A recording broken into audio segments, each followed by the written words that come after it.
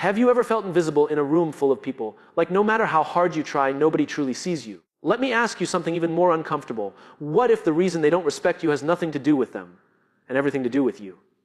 That stings, doesn't it? Because it's easier to blame the world. It's easier to say they're jealous, they're blind, they're insecure. But respect is not something you beg for. It's not something you demand. And it's definitely not something you post about. Respect is earned in silence long before it's recognized in public.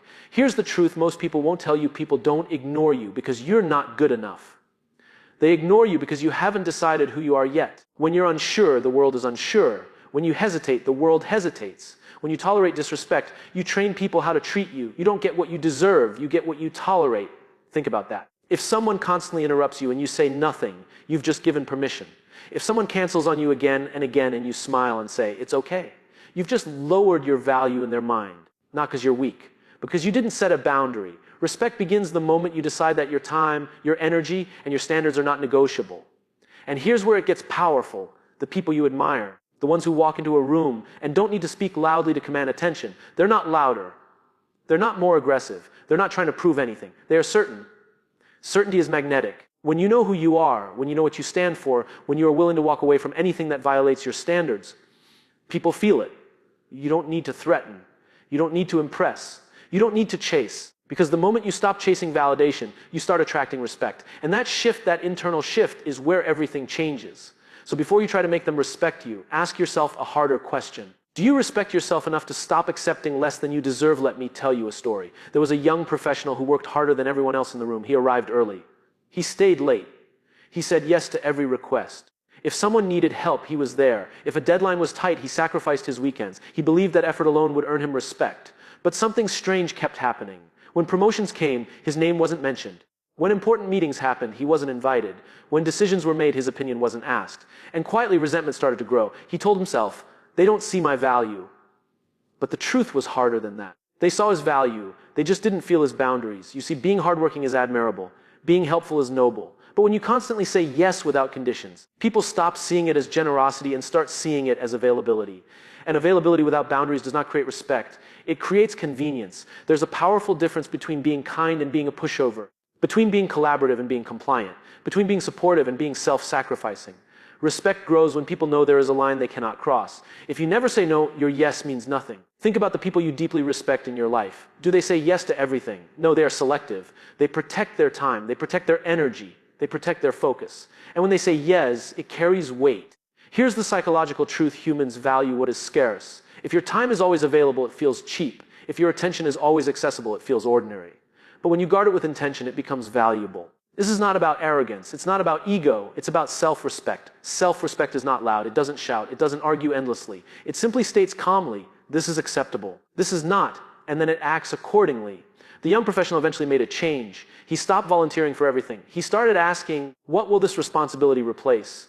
He began declining tasks that didn't align with his growth. He stopped apologizing for protecting his time. Something shifted. At first, people were surprised. Some were even uncomfortable. But slowly, something else happened. They began to ask for his opinion. They began to involve him in decisions. They began to treat his time as valuable, not because he worked more, but because he finally decided he was worth more. Now, here's where most people get it wrong. They think respect comes from dominance, from speaking louder, from proving everyone wrong, from showing power. But real respect doesn't come from intimidation. It comes from alignment. Alignment between what you say and what you do. If you say you value health but constantly neglect your body, people notice. If you say you demand honesty but tolerate lies, people notice. If you say your time is important but waste hours scrolling and complaining, people notice. You may think they don't see it. They do. Respect begins internally long before it shows externally. The way you treat yourself is the blueprint others follow. If you constantly criticize yourself, you subtly communicate insecurity. If you constantly seek approval, you signal doubt. And doubt invites dismissal. Confidence is not about thinking you're better than anyone. It's about knowing you don't need to compete with anyone. There's a powerful story about a leader who rarely raised his voice. In meetings, when others argued, he would listen. When tension rose, he stayed calm. When chaos appeared, he became steady. At first, people mistook his calmness for weakness. Until they realized something critical, he never reacted emotionally. He responded strategically, and when he spoke, the room went silent. Why? Because he didn't speak to impress. He spoke with intention. The strongest person in the room is often the calmest. Not because they lack emotion, but because they control it. Emotional control is one of the highest forms of power. When someone tries to provoke you and you don't bite, you win. When someone underestimates you and you don't rush to prove yourself, you win. When someone doubts you and you quietly continue building, you win. Because desperation repels respect. Certainty attracts it. You don't need to convince people of your value. You need to embody it. And embodiment requires discipline. Discipline in your words. Discipline in your reactions. Discipline in your standards. If you say you won't tolerate gossip, don't participate in it. If you say you want growth, stop entertaining distractions. If you say you deserve better, stop accepting less. People test boundaries consciously or unconsciously. Not because they're evil, but because humans seek limits. When they discover that your standards are flexible, they adjust their behavior downward. When they discover your standards are firm, they rise. Or they leave. Both outcomes are victories. Because respect is not about keeping everyone around you comfortable. It's about keeping your values intact. Let's go deeper. Most people think they're being disrespected when in reality, they're being evaluated. Every interaction is an evaluation. When you walk into a room, people subconsciously ask, can I trust this person? Do they stand for something? Are they consistent? Do they believe in themselves? And you answer those questions long before you introduce yourself. Through your posture, through your tone, through your patience, through your restraint. Respect is built in micro moments. The way you handle delays, the way you respond to criticism, the way you react when things don't go your way. Weak energy reacts instantly. Strong energy responds intentionally. There's a difference. Imagine two people facing public criticism. The first person defends aggressively, interrupts, blames, explains endlessly, tries to control the narrative. The second person listens, pauses, acknowledges what's valid, ignores what's noise, speaks briefly, moves forward. Who feels stronger, the one who needs to win the argument or the one who doesn't need the argument at all? Power doesn't rush. Power doesn't panic. Power doesn't beg to be understood. When you feel the urge to over-explain yourself, pause. When you feel the urge to prove your worth, pause. When you feel the urge to chase someone who's pulling away, pause. Because chasing is loud, and respect grows in silence. This doesn't mean you become cold or distant. It means you become grounded. Grounded in who you are. Grounded in what you value. Grounded in what you will and will not accept. The truth is, people don't respect perfection. They respect clarity. Clarity about your mission. Clarity about your priorities. Clarity about your boundaries. When you are unclear, you negotiate your own worth. When you are clear, others adjust. And here's the advanced part most people ignore. You must be willing to lose people. If you're terrified of losing someone, you hand them power over you. If you're afraid of being alone, you will accept behavior that shrinks you. But when you reach a point where you'd rather walk alone than walk disrespected, everything changes. Your voice becomes steadier. Your decisions become sharper. Your presence becomes stronger. Because now you're not operating from fear. You're operating from self-respect. And self-respect is the foundation of every lasting form of respect you will ever receive. There's another level to this. Respect is not built when everything is going well. Respect is built when things go wrong. Anyone can look confident when they're winning. Anyone can speak boldly when they're supported. Anyone can act strong when the environment is comfortable. But what happens when you fail publicly?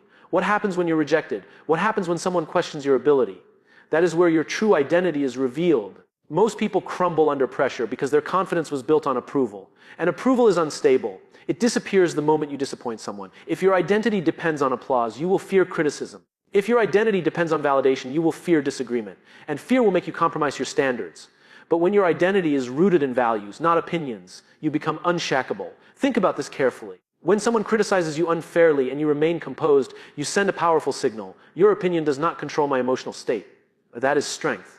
When someone rejects you and you don't chase them for explanation, you communicate, I know my value does not decrease because you failed to see it. That is dignity. When someone underestimates you and you quietly improve instead of arguing, you demonstrate, my results will speak louder than my defense. That is leadership. The advanced secret to earning respect is emotional independence. Emotional independence means you are not controlled by praise or insult. You appreciate recognition, but you do not rely on it. You listen to feedback, but you are not shattered by it. Because when you are emotionally reactive, people feel they can move you. And if they can move you easily, they don't respect you deeply. Stability commands trust. Imagine standing next to someone in a storm. The wind is loud. The rain is heavy. Everyone is panicking. But one person stands steady, breathing slowly, thinking clearly, acting deliberately. You naturally look to that person, not because they shout instructions, but because their calm becomes an anchor. That is who you must become. Not dramatic, not defensive, not desperate, anchored. Anchored in your standards, anchored in your discipline, anchored in your long-term vision. Because when you stop reacting to every small wave, people start seeing you as something bigger than the moment. And that's when respect stops being requested and starts being given. Now let's confront something uncomfortable. Sometimes the reason people don't respect you is because you don't respect your own future. You say you want growth, but you stay in environments that shrink you. You say you want excellence, but you surround yourself with mediocrity. You say you want discipline, but you negotiate with your excuses. And people see that. They may not say it out loud, but they observe your patterns. If you constantly break promises to yourself, why would anyone believe your promises to them? Self-trust is the foundation of outer trust. Every time you say, I'll start tomorrow, And you chip away at your own credibility. Every time you say, "This is the last time," and repeat the behavior, you weaken your own authority. Respect begins when your word becomes law in your own life. If you decide to wake up at a certain time, you wake up. If you decide to finish a task, you finish it. If you decide to walk away from something unhealthy, you walk away. No negotiation. Discipline is self-respect in action. And here's the deeper truth people feel discipline. You don't have to announce it, you don't have to advertise it. But when someone is consistent, focused, and aligned, it radiates. There's something powerful about a person who doesn't need motivation to do what must be done. Motivation is emotional. Discipline is structural. Motivation comes and goes. Discipline stays. When you become disciplined, you stop being unpredictable, and unpredictability erodes respect. Think about a leader who changes direction every week. One day they're passionate. The next day they're doubtful. One week they demand excellence. The next week they tolerate laziness. Would you trust them? Consistency builds credibility, and credibility builds respect. You don't need to be perfect. You need to be consistent. Show up the same way on good days and bad days. Maintain your standards when it's convenient and when it's uncomfortable. Keep your promises when no one is watching. That last part is critical, because true character is revealed in private. If you only act with integrity when there's an audience, it's performance. If you act with integrity when it costs you something, it's identity. And identity is what people respect. So ask yourself, are you living in a way that your future self would admire? Are you building habits that demand respect? Are you aligning your actions with your words? Because when your life becomes proof of your standards, you won't need to convince anyone of your worth. They'll see it, and they'll adjust. Let's talk about silence, not weakness, not avoidance.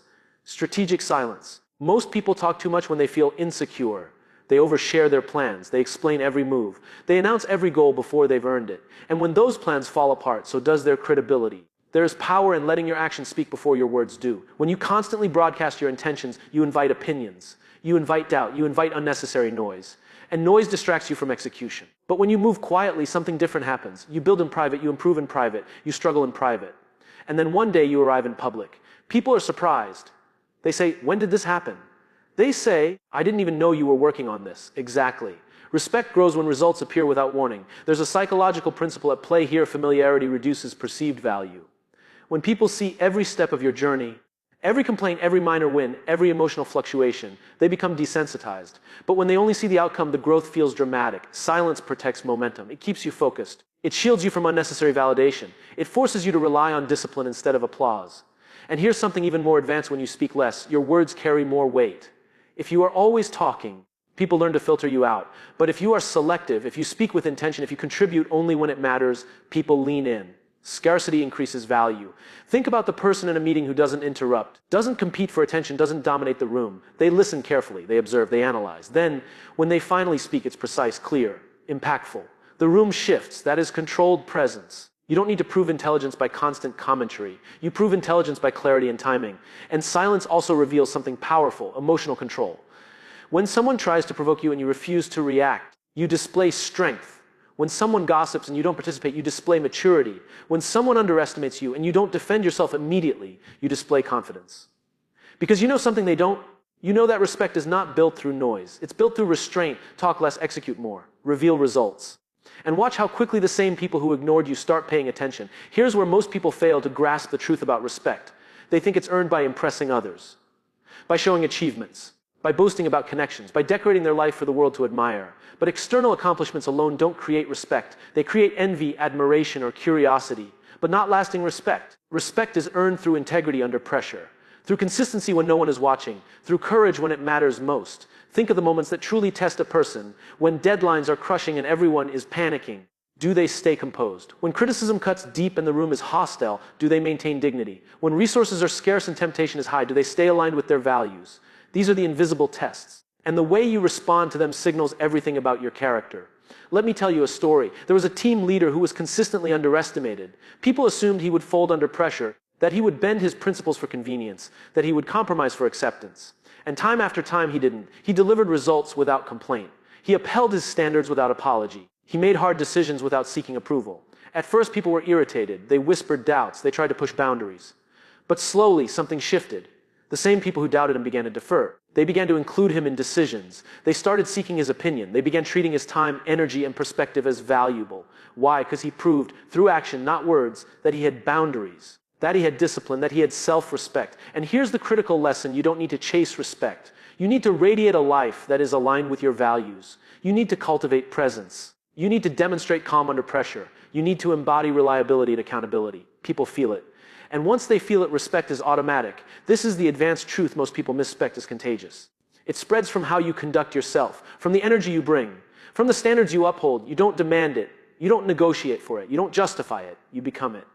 And when you become it consistently, you no longer have to ask for it. It appears naturally, because people always follow what they see, not what they're told, not what they're promised, but what is consistently demonstrated over time. Here's the next truth most people ignore. Respect is not just about how you act toward others. It's also about who you allow in your life.